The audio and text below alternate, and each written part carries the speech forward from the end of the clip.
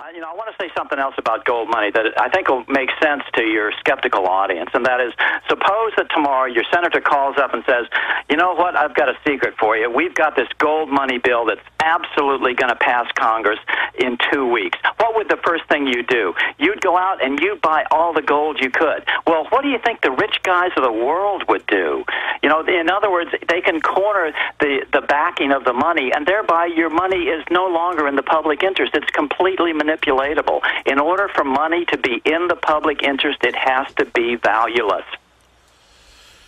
Well, let's go over the system that you developed, how you developed it, obviously proposed by other economists in the past. But here's a quote that I have dug up the provenance on. And by the way, I disagree with you on that, Jefferson. Maybe we can consult. And Bill, you flattered me by naming The Secret of Oz off of your research. The time you were on my show, and you said you heard me say that The Wizard of Oz was all about silver and gold-backed money and the fight against the banks, and you thought it was crazy. Then you went and looked it up and found out it was a famous play.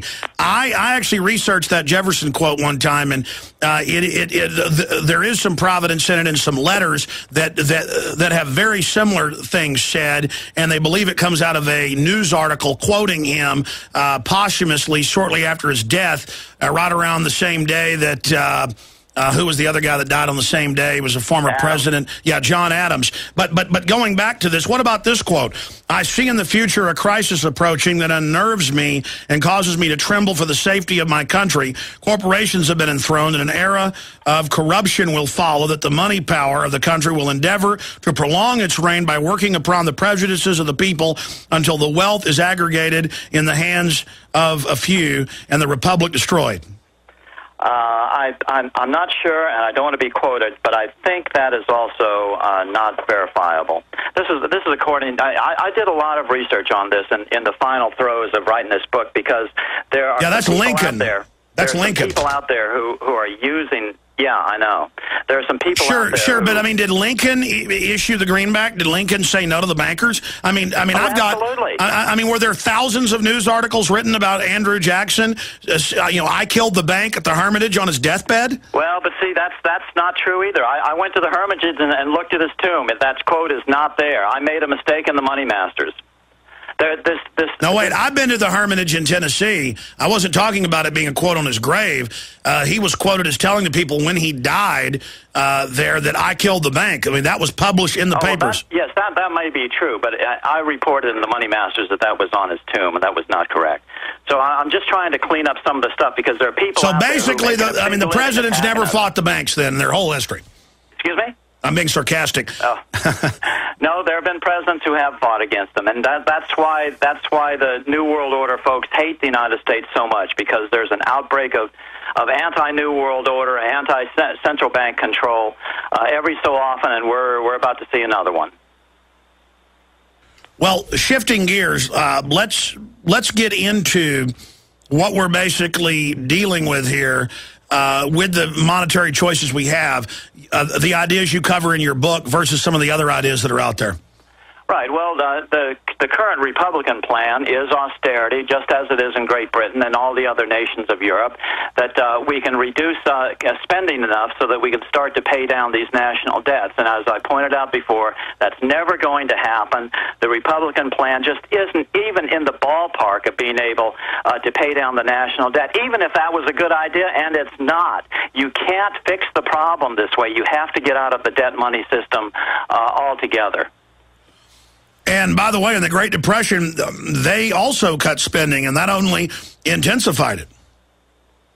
Okay, well, that's I can't really speak to that. No, I'm saying I agree with you that in the middle of a depression, when you do cut spending, it obviously only stalls the economy out. Oh, yeah. Yeah, well, what is a depression by definition? It's less money in circulation. And so cutting more money out of the system is not going to work. What you have to do is cut the debt out of the system, and then the economy would revive immediately. Now, describe your monetary plan Sure. for folks. Sure. Well, as I said, the first thing, if government can't borrow, then it has to balance its budget and face the political consequences of new spending programs immediately, because it would have to raise taxes to pay for them immediately. Sovereign nations don't have to borrow. Sovereign nations can create. Enforcement, we probably need a constitutional amendment that caps the quantity of money. That was Milton Friedman's suggestion, having it raised only with population. The Chicago plan back in the 1930s offered two alternatives: to tie it to inflation or to tie it to GDP. I think GDP would be more difficult because you can't rely on any government economics numbers at this point. They're cooking all the books. There's no honesty anywhere to be found as far as an economic numbers. But I'd be willing to leave that to a panel of experts above my level to decide that. Secondly, you have to eliminate this ability of the banks to lend money they don't actually have. Now, those are the two federal solutions. There's another solution at the state level that helps states out right away. State bank? The Bank of North Dakota model, whereby states can create their own state-chartered bank completely outside of the Federal Reserve System, and thereby they can create their own credit so they don't have to borrow money through bonded indebtedness from the big New York money center banks. This is not a far-out experiment. This has been working in North Dakota for 90 years. That's why North Dakota is the only state with a balanced budget. It has the highest birth rate, all kinds of other good economic numbers coming out of North Dakota, and it's something that every state should employ. And when you see legislative sessions in states start at the beginning of next year, you're going to see several states fight on this. Well, let's go back here. Some listeners are like, give the government the power to just issue fiat? That's crazy. Well, they've already given it to the private offshore banks. That's exactly right. And that's why I go back to Lincoln. He tried to get financing for the war, regardless of what your view is on the war out there, listeners. And he couldn't get it at a reasonable rate, so he just issued his own currency. Give folks a history lesson. Well, right.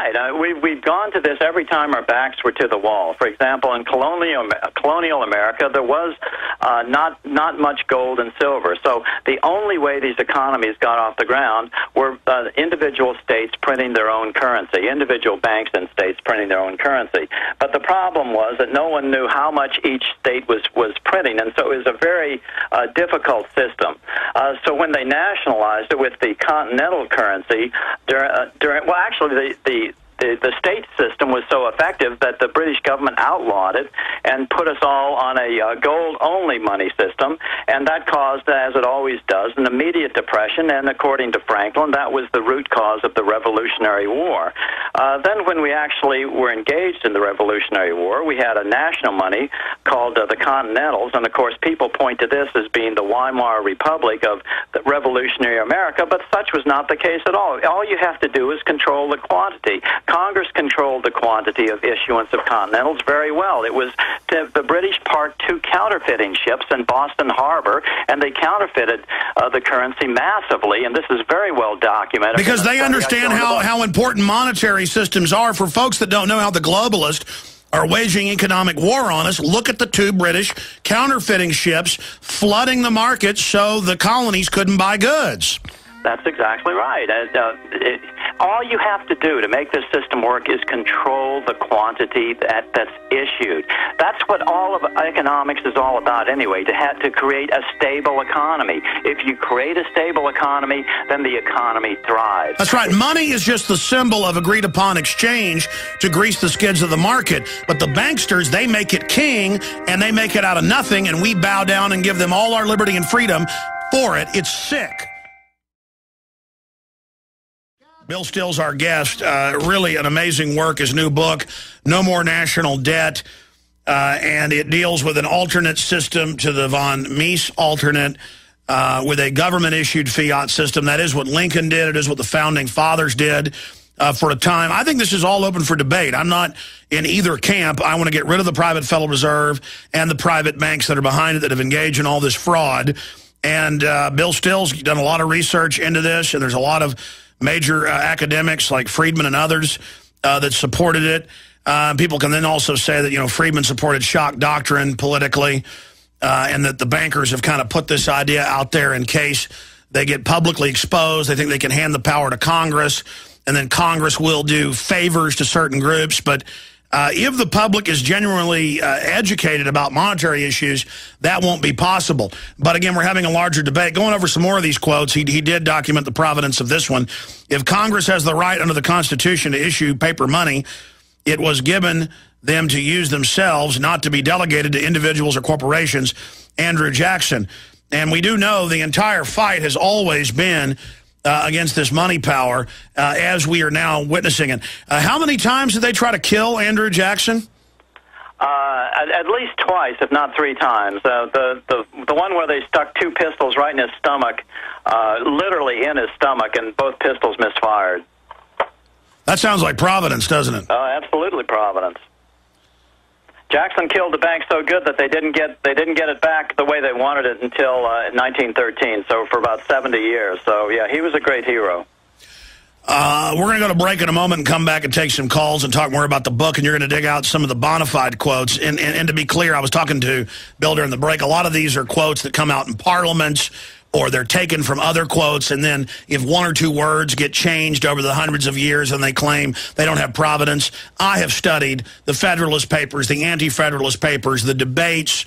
I've got old reprints of newspapers from Jackson's time with the cover of him fighting the Hydra of the bankers. I mean, that's what this is. I mean, what about the fights in 1913 leading up to the Federal Reserve Act? All of the Lindbergh quotes, and I mean, that's all congressional record. Oh, yeah, that's all perfect.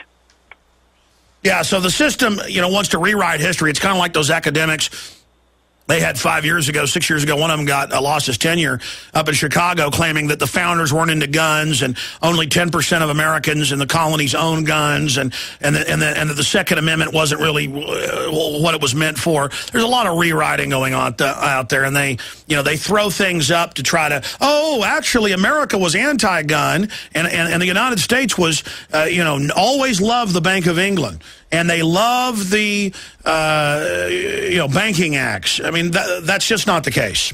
No, it's not the case at all. In fact, it was the core reason for the American Revolution. Just like anything else, if somebody takes all the money out of your wallet, you're not happy.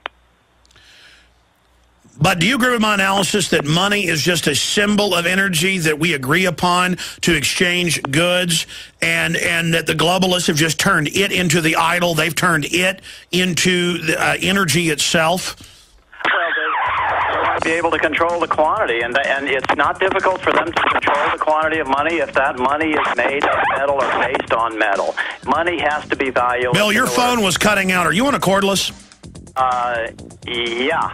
I'm not on a cell phone. No, that's all right. Just we have a radio checklist. We may have you never do speakerphone, you never do cordless, just because they do that. It's the 101. We're going to try to reconnect with you.